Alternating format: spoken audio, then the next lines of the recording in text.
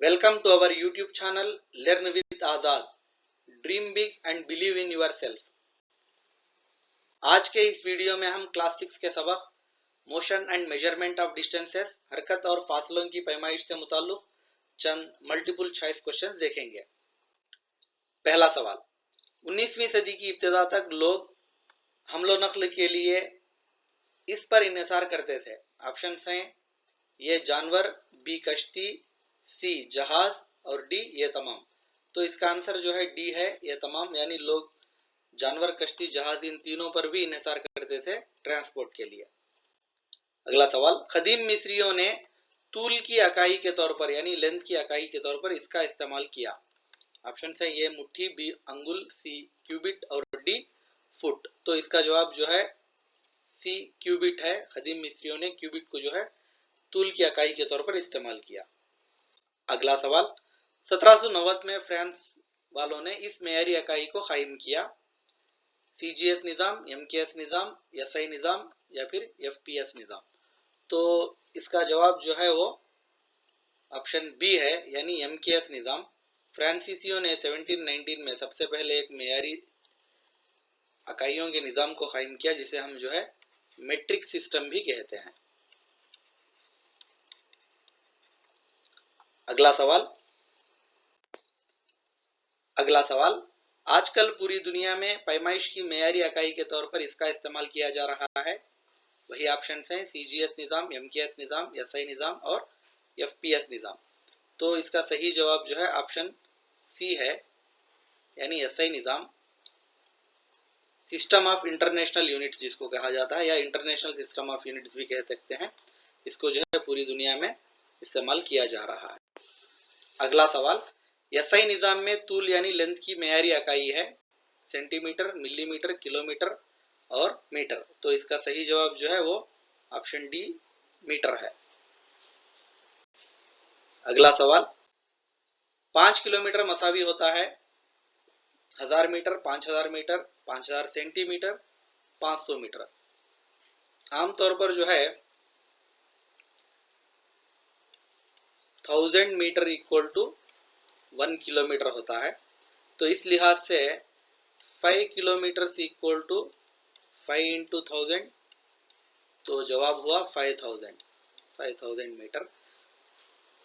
तो इसका आंसर होता है ऑप्शन बी। अगला सवाल, दर्ज झैल पैमाइशात को उनकी बढ़ती हुई मिकदार में लिखिए, यानी असेंडिंग ऑर्डर में लिखने को कहा गया है सऊदी तरतीब में। ये 1 मीटर, बी 1 सेंटीमीटर, सी 1 किलोमीटर, डी 1 मिलीमीटर। तो इसमें सबसे छोटी इकाई जो है वो 1 मिलीमीटर है, यानी डी। और उसके बाद जो है सेंटीमीटर है बी, और उसके बाद जो है ये 1 मीटर है, और आखिर में 1 किलोमीटर है। तो इस लिहाज से इसका जवाब हुआ ऑप्शन डी, यानी डी 1 मिलीमीटर, बी 1 सेंटीमीटर, ये 1 मीटर और सी 1 किलोमीटर। अगला सवाल, एक शख्स की ऊंचाई 1.65 मीटर है।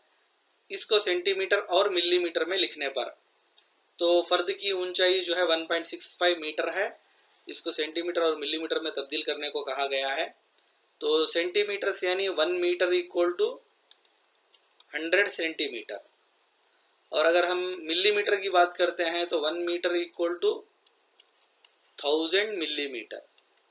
तो इस तरह से अगरचे सेंटीमीटर्स में पहले कन्वर्ट करते हैं तो 1.65 मीटर इक्वल टू, अगर सेंटीमीटर में तब्दील करते हैं तो 1.65 इंटू 100। तो इस लिहाज से इसका जवाब होता है 165 सेंटीमीटर। और उसी तरह से अगर हम मिलीमीटर्स में कन्वर्ट करते हैं तो 1 millimetre equal to 1000, 1 metre equal to 1000 millimetre already लिखा गया है। तो इसलिए 1.65 metres equal to 1.65 into 1000 millimetre. तो इस लिहाज से इसका आंसर हुआ 1650 मिलीमीटर। तो इन दोनों के जवाब अब यहाँ हम देख सकते हैं, ऑप्शन ये जो है इसका सही जवाब है। अगला सवाल, एक कपड़े की तूल की पैमाइश के दौरान पटरी के एक सिरे पर 3.0 समर से रखकर नापा गया, तो उस कपड़े का तूल जिस पर 3.1 समर पाया गया, तो उसका हकीकी तूल क्या है। तो यानी यहाँ पर एक कपड़े को नापा जा रहा था, समझे ये एक पटरी है, एक स्केल है जहां से पैमाइशात शुरू होते हैं। तो इस तरह यहाँ पर पैमाइशात शुरू किए गए हैं 0, 1, 2, 3, इस तरह की अगरचे पैमाइशात हैं किसी पटरी में, तो कपड़े का तूल जो है वो 3 के पास रखकर नापा गया, तो इसका तूल कितना पाया गया, 33.1 सेंटीमीटर पाया गया।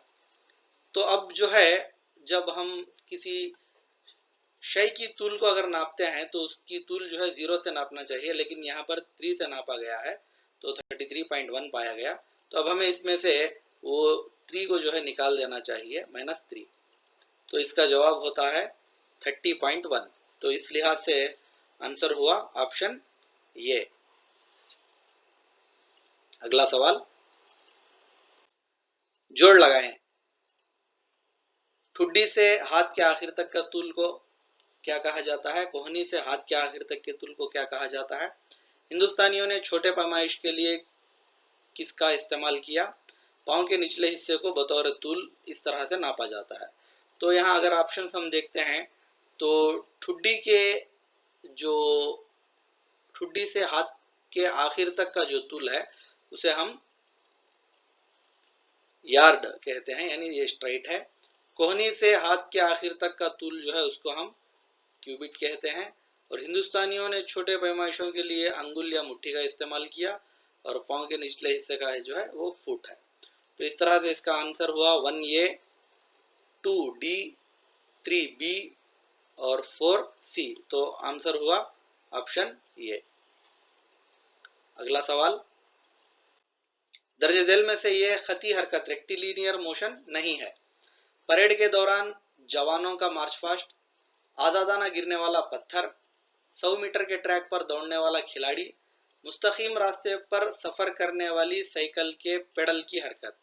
तो यहाँ पर आप गौर कर सकते हैं, ये जो है रेक्टिलिनियर मोशन है और ये भी जो है रेक्टिलिनियर मोशन है और उसी तरह से ये भी जो है रेक्टिलिनियर मोशन है।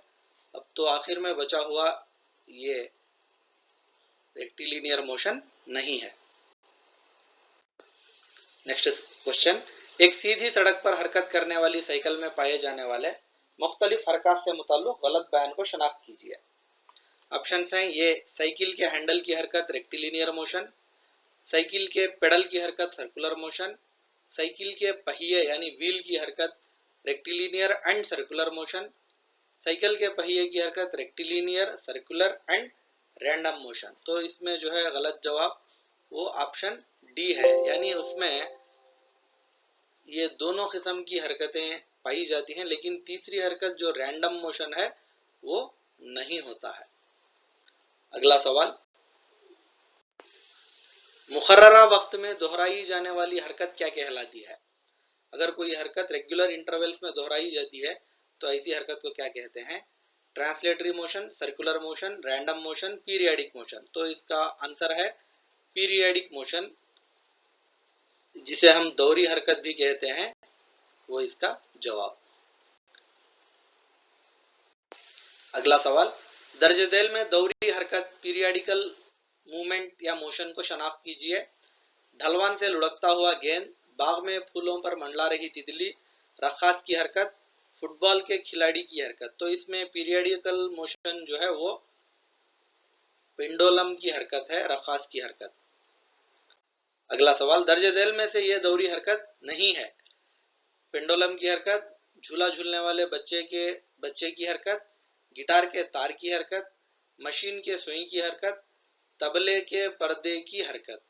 तो ये तमाम के तमाम जो है पीरियडिकल मोशंस की मिसालें हैं, यानी ये दोहराई जाने वाली हरकतें हैं। तो इसलिए इसका जवाब हुआ ऑप्शन 4 कोई नहीं, ये सब के सब जो है पीरियडिकल मोशन है।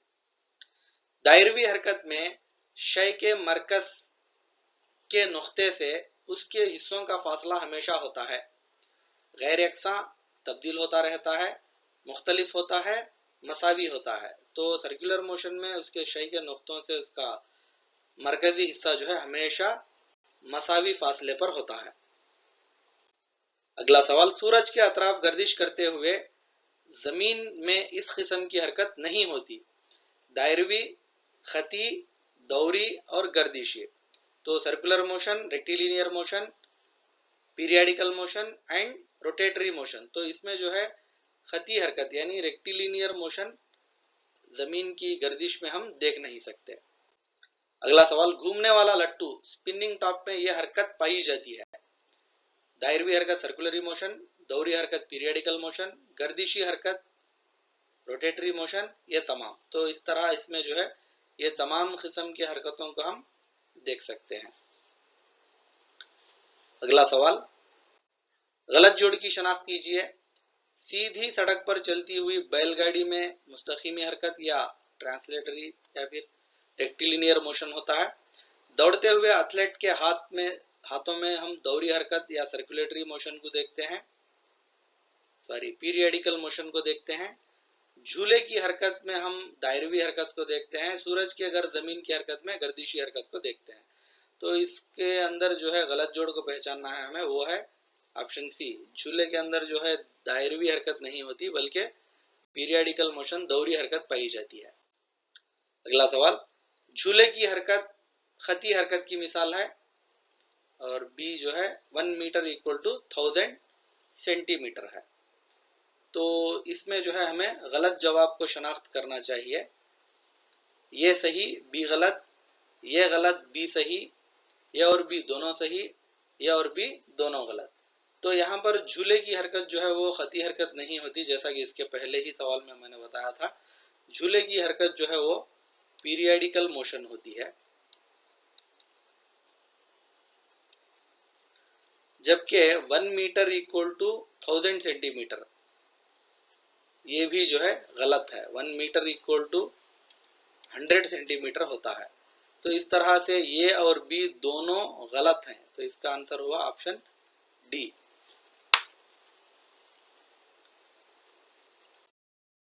Thank you. For more videos and latest updates, please follow our YouTube channel Learn with Azad.